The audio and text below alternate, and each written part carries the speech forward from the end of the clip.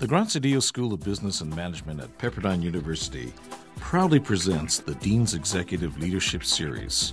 This podcast invites top business practitioners and thought leaders to share their view on the real world of business.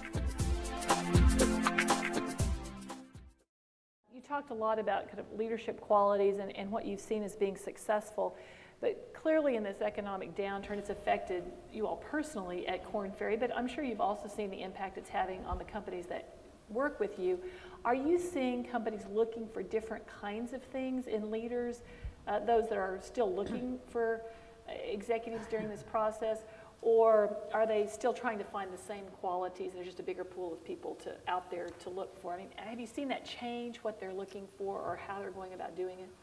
You know, actually it's fairly consistent in terms of what it's been in the past and some of the things I highlighted. I think there could be a tendency right now, because I would say that people are managing right now through adversity. You know, it's kind of a negative situation from the standpoint of, you know, if you think about it, we've got high unemployment, the financial markets are still in disarray, people are losing their houses. There's still just an awful lot of churning going on, so it would be easy to kind of focus on someone that has only had experience managing through the downturn. But if we're working with clients, one of the things we do is, you know, suggest let's look about what do you need to accomplish going forward in terms of your company to make sure that they don't err in terms of finding kind of a turnaround person who's good at slashing costs and letting go of people, et cetera. But then when the turn comes, who's going to lead the company? So you always look kind of at a combination with some emphasis, but it's more really related to what's going on in the company. Do you need to re-energize the company? Mm-hmm. You know, you mentioned Julia Stewart, and I don't know how many of you were here for her presentation, but one of the things that Julia had to do for, it was IHOP at the time, was what they call re-energize the brand. And Julia is an expert in that area. She has done a fantastic job, but she also was very good at many other things as well, so we didn't just look at that one thing. We looked at the array of experiences. It's interesting to watch the news because you sort of read the news every day and people say, oh, well, the recession is over and we're coming out of the recession. And really? Yeah, and so, but then, you know, you look at the unemployment numbers, and I heard on the radio today, and I'm not sure what study it was, but it was a survey of you know, just people in the country, and clearly there's great concern over the unemployment rate and the impact that has. So it doesn't feel like to the average person that the recession is over. So I don't know, in your line of business, are you seeing any signs that it's turning around, and what are those signs, and what indication does that give you of how much longer this is going to last from an employment perspective? So we generally are an indicator, and we are starting to see, many people call it green shoots. I guess just, you know, a little bit more activity, but again, relative to where we were a year ago before October, there's just such a dramatic difference from that in terms of both unit count of searches and just general activity. I was sharing with someone, I think it was Cassandra. Where's Cassandra? Cassandra. She sat in the second row. I said, you have to sit up toward the front. I think we were talking about the fact that right now, although we're beginning to see some indicators, it's on the East Coast. The East Coast went before the West Coast, at least in terms of our indicators, and now the East Coast is starting to pick up again, and the West Coast is still slower. So we're hoping that you know, the wave will continue, and it's better, but it's still tough. I mean, you know, the main thing, you know, just this has nothing to do with executive search, but consumers still are not spending. Yeah. Consumers are not spending. So until the consumers start spending and the banks start lending, I still think we're going to have a very slow recovery. Where do you see, in terms of industries, You talked a little bit about geographically, but in terms of industries, where do you see that recovery coming first, and where might the most opportunities be the soonest in terms of jobs? It's really hard. If you'd asked me that 3 months ago, I would have said healthcare, Right. healthcare services, the provider side, but even that's starting to slow a little bit. Consumer, now this is going to sound contradictory to what I said about consumers not spending, but again, the consumer industry was hit so badly that, again, a little trickle up is like, oh my gosh, business is terrific, because they're flat as opposed to 10% down. So we're beginning to see a little bit more activity in the consumer sector. Financial services, we're beginning to see more pickup, but again, relative to what we had last year, where financial services in our firm as a sector was probably the hardest hit of any sector. Real estate, we're beginning to see a little pickup. Entertainment, especially in Los Angeles, which was devastated because of the writer's strike and then the threat of the actor's strike after that? Mm-hmm. Just like a ripple effect, and the fact that we don't have any filming, or not any, we have a real decreasing amount of filming here in Los Angeles. That hit our entertainment group, but that's beginning to show. So just about, I think I've just about said every sector is beginning to pick up. That's the good news. That's good. But it's not picking up like this. It's kind of picking up like this. And so a lot of us, I wouldn't call it, remember I said we can't use the word fear in a negative way, but I think we're all uneasy. Could we have another dip? Where our business picks up for the next 2 to 3 months, and then all of a sudden, that was pent-up demand of where we have to do it, and then it slips again.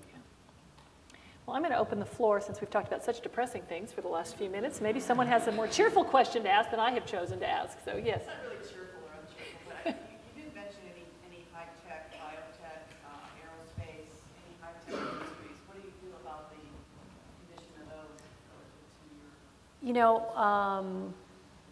Hightech took a big blow last year, and that's beginning, and thank you for bringing that up, because we have a high-tech practice in Los Angeles, and that's beginning to pick up as well. The biotech, I don't know the answer.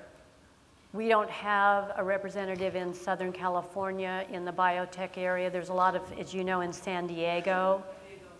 Yeah, and San Francisco, and we do have a very good practice up there. I just can't tell you what it looks like relative to last year.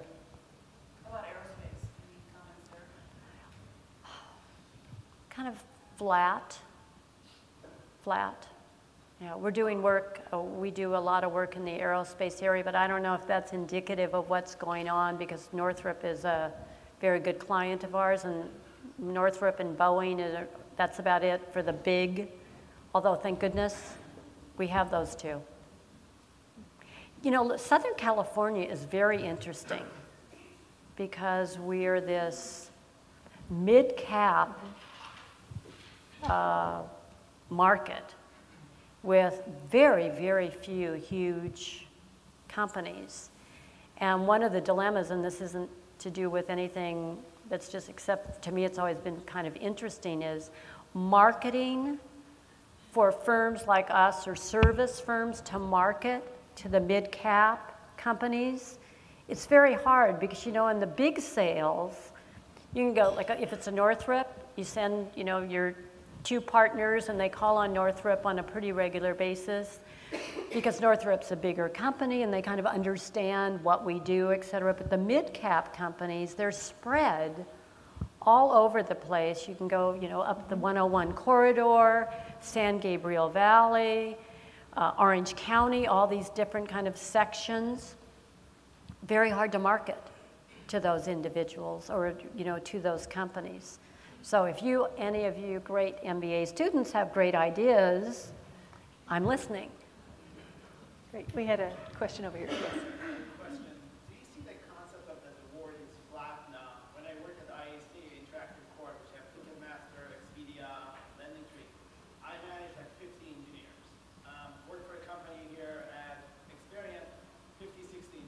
my current company, I have 80 people in Vietnam, in Ho Chi Minh City, and they're all highly technical people. So, and the corporate, even if you're making 10 of profit, but the idea is the world is flat. So if you see accounting, any job is basically, you can hire 10 in India, 15 in Vietnam. Why do I need to hire here? And the corporate greed factor is seen in accounting. So you can see a lot of shell companies here that they have marketing and sales and a lot of offshoring. So would it be possible that a lot of jobs that you're filling is basically replacement position, but not that many new positions? Like I get call from Amazon, Google, all this stuff, but they're all replacement. I have a big team here, so just want to get your input on it. Well, I'll comment on two things. Probably not for us, because the jobs we work on are all very senior jobs. So we don't quantify it this way, but we wouldn't be working probably on any jobs that were less than 275 to 300,000. So those aren't the jobs you're talking about. To your point about the world is flat, though, you know, that's another thing that I didn't mention in terms of, for certain companies, the global criteria, and not global, by the way, that just says I worked for a international or a company that does business, but where a lot of companies will look for board directors and CEOs or presidents that have not only led global companies, but have had experience outside the United States. So the global economy, I think to your point, is real. I mean, Korn Ferry, for example, on our, like a lot of our resume preparation, not the value add that we put into the resume after an interview, but just kind of the format of the resumes, is all done in India.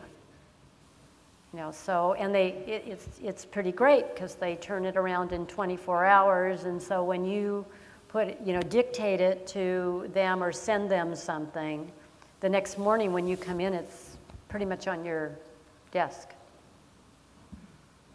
Yes, here. Hi, Caroline. Hi. Thank you for joining us today. You know, I really like how you said, you mentioned that you like to ask people, or people never say they want someone who has no energy. And I think it's true because I don't really think anyone says, I'm somebody who's not looking for a long-term perspective. But from your experience, as you recruit CEOs and board members, do you find that companies really are selecting people who are looking at a long-term strategy for how they can compete, or do you find that they are taking people who are basically putting out the fire at hand, especially with quarterly earnings, kind of dipping, they may say one thing, but are they really just still looking at short-term things? Well, it's circumstantial. When we are, even though, our work is executive search, and obviously we're brought in by a client to solve a problem. I mean, they usually have an opening and they need to fill that opening. But we're consultants. So one of the things that we spend a lot of time at the front end with the client is talking about the key criteria, but also helping influence and guide them based on our experience. So we're not just order takers, where a client says, this is what I want, and you're checking the box, and from your experience that what they're asking for, remember when we were talking about someone, I'm looking for the strategist, the creative, genius, the innovator, this, that, and I'm also looking for an operational day-to-day individual. You need to help the client with that to say, you know what, you've really described two different kinds of people. So what's the priority here? And here's some other things that we could do. Here's another way you could organize, and giving them some advice and counsel.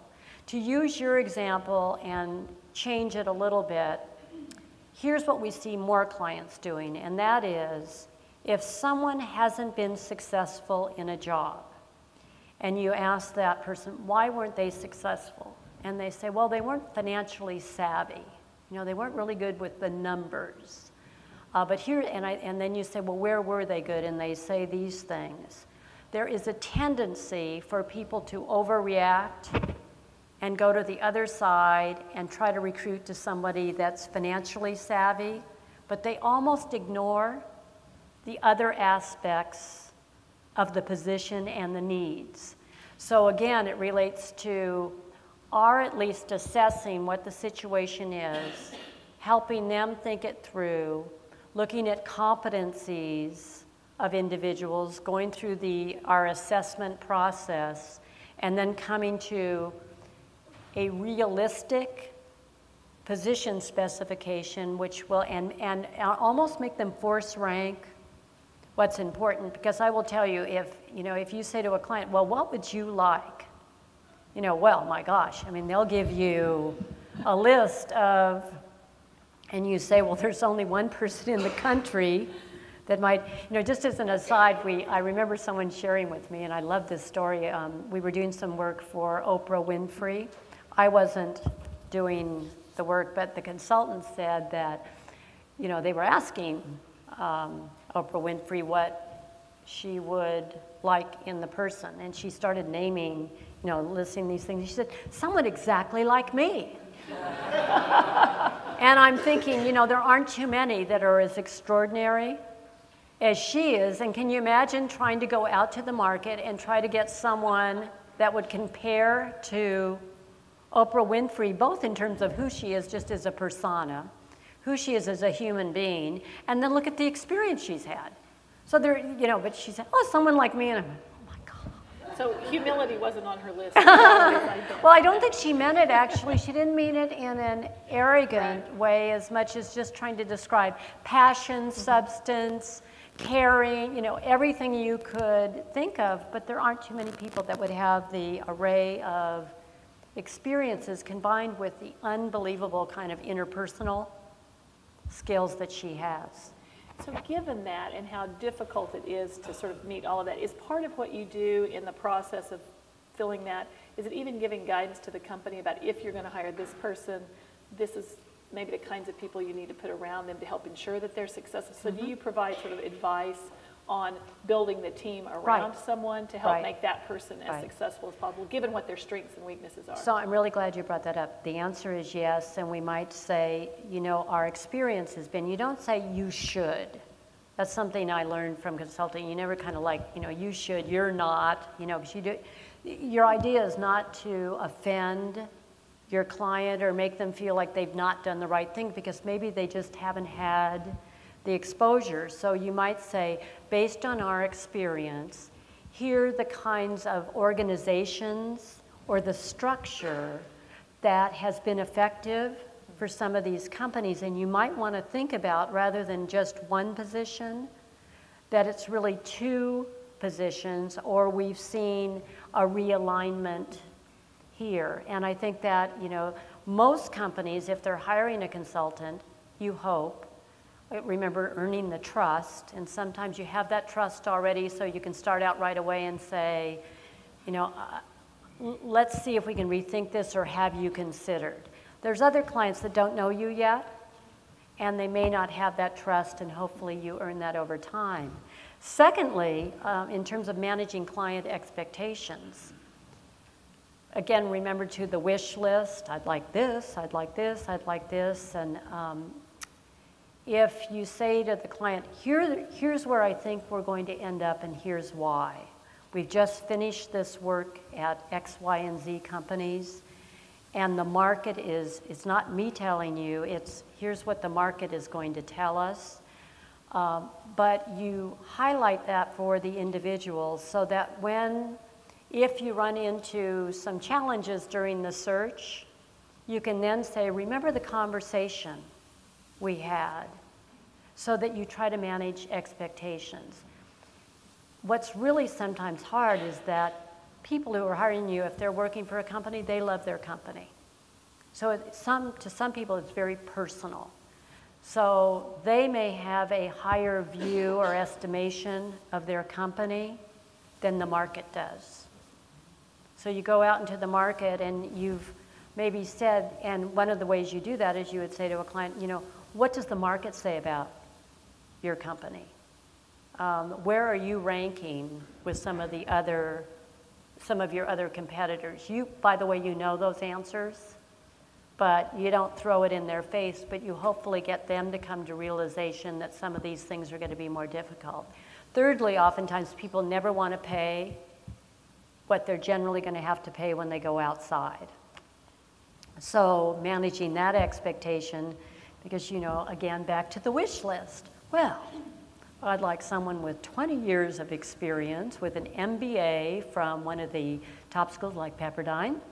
And I'd like somebody that's done mergers and acquisitions, that had some global experience. Oh, and by the way, it would be great if the person were a female, love diversity, on and on and on, and then they say, and I'd like to pay $150,000. So then you say, well, that's, and you know, you're professional, and yet you try to be, again, warm. So again, that you don't like do this, but you say, let me give you some examples of some people we've recently recruited, and it's generally public information. This person had this person had this. By the way, that company was smaller than yours. So what we might want to do is consider a step forward candidate. So a step forward candidate means that they'd have some of the experiences, but you might be investing on potential, rather than asking for someone that's done everything. So you create, again, scenarios for them to consider and hopefully manage their expectations. Good. I think you had a question over here. I think this is going to be our last audience question. I have one or two questions I want to conclude with, but. Your 33 years of experience offers you a really unique perspective on something you touched on in your last answer, and that is women and diversity at the highest level of these companies. Mm-hmm. What was that change like that you've seen over the years, and how are we doing right now in regards to that? So as Linda mentioned, I was the first female partner at Korn Ferry, which is really hard for me to even believe now, because when I go to partners meeting, about 50% of our partners are female. So just to digress for a minute, when I actually became when I joined the firm and when I became, you know, I was pretty naive.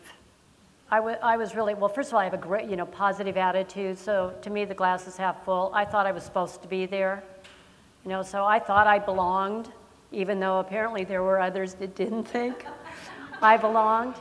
And one of my favorite recollections, which wasn't fun at the time, is one of the partners, male, coming in and saying to me, "You will never be a partner here at Korn Ferry. We will never have a female partner." And honestly, I was so young and so kind of full of anticipation and enthusiasm, I just sort of looked at him. I didn't say anything, because I wouldn't have at that time. Like, you know, I guess maybe you could say, well, you know, I didn't say anything. So I didn't know what I didn't know. So part of, I think, the reason that I was able to navigate was because I was so positive. I just went along, and to a certain extent I was oblivious.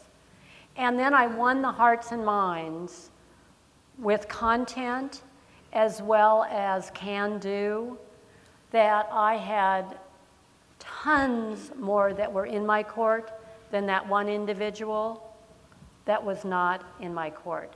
Changes are now that, you know, the barriers, I believe, have been removed, but it's just, it is different now, because when I came through, fearful, and this might have been your generation a little bit too, a little bit fearful about if I took a leave, you know, coming back, those kinds of things that really don't exist now. I mean, people, you know, people have children, you know, women have children, come back into the workforce. We have, and there's no one choice for anybody.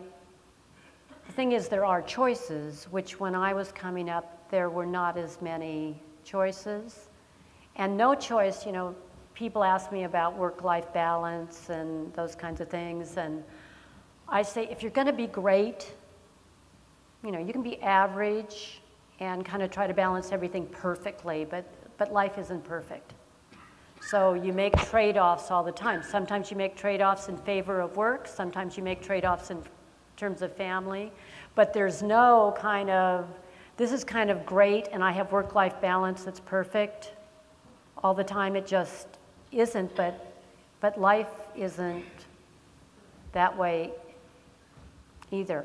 The United Way, which I'd love to make That's a little... what I wanted to talk about next. Good. But I will say that interesting about United Way, when they tell you, Caroline, you're going to get a lot of recognition. You're the first woman. I didn't think I would be the first again. I mean, I'm older now, and I'm thinking, oh my God, I can't believe this. It's like living it all over. Although they had asked me to be chair for 4 years, and I said I couldn't do it. But it was kind of fun to, kind of all over again. And the press still makes a big deal about that. Well, we got more play, which was great for United Way. That, the first woman chair, and people, the reporters are calling about it. And I thought, oh my gosh, is this a big deal now? But it was.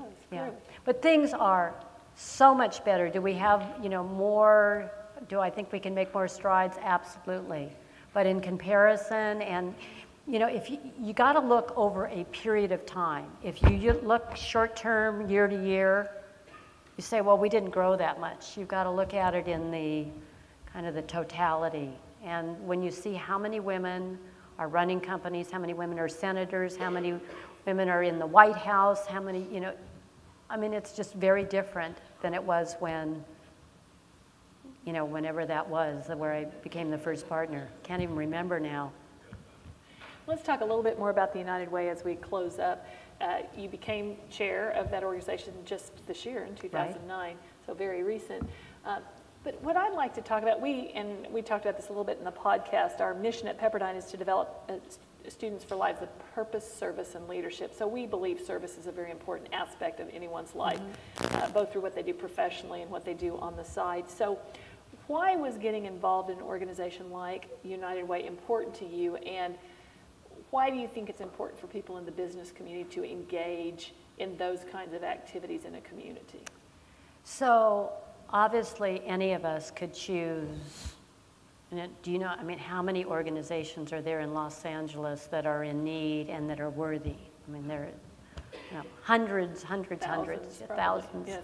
So I chose United Way because I believed as a leveler and an equalizer, it was the best organization to touch as many worthy organizations as possible.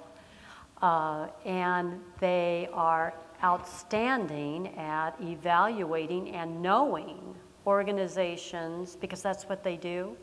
So they're able to kind of focus on the ones that are doing work, the good work and meaningful work. But over the last 3 years, which really impressed me under our new leadership, Elise Buick, who actually you should have to speak here. Because she's her in the future. She's the first female CEO of United Way in Los Angeles, which is one of the biggest United Ways in the country. And she is simply outstanding. But 3 years ago, she embarked on a strategy that focused on financial stability, education, and really, creating pathways out of poverty. So we downsized the number of organizations, which used to be in the United Way parlance, agencies, and we took it from about, 200 to maybe 120, and focused in these 3 areas with the overarching thing, creating pathways out of poverty.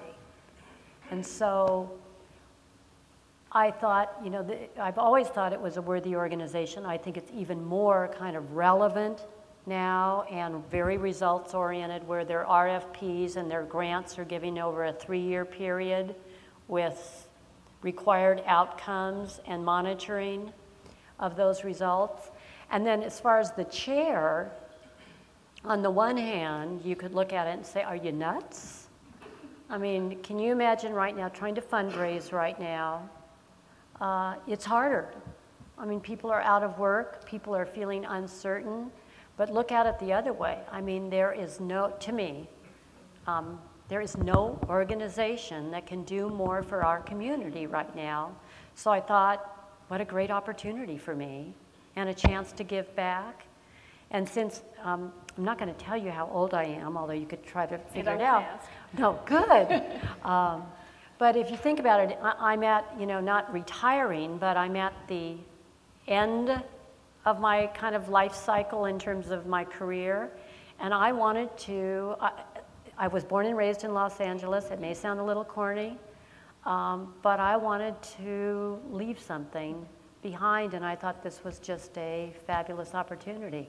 And I'll tell you, even in the short time that I've done it, which is July, I'm getting far more out of it than I'm giving, and I'm giving a lot of my time. Sure. From a business standpoint, though, I mean, I know everybody says this, but it's true. If we have a declining community, our businesses aren't healthy. People aren't going to come to Southern California. They're not going to want to live here. We're going to have dissension and discontent, which just breeds all sorts of problems. So if we don't solve some of these, especially education, then we're not going to have a thriving community. And I think they're kind of symbiotic. Wonderful. Thank you so much for being with us, Caroline. It's been wonderful having you. I've loved it.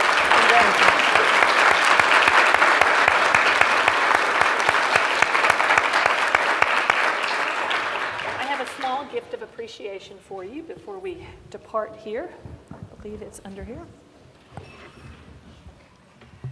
We're going to leave you with a beautiful picture of our Malibu campus so that you can remember us fondly on days when you need a good view and don't have one out the window or something. But thank you so much for being here. It's been wonderful having you join us tonight. We hope that you will be with us on November 4th for Brian Moynihan at the Jonathan Club downtown. And I was taking pictures. Certainly you can hear more from Caroline on iTunes with the podcast, or you can certainly see this again or share it with your friends on YouTube as well. So thank you so much and have a safe drive. Thank you.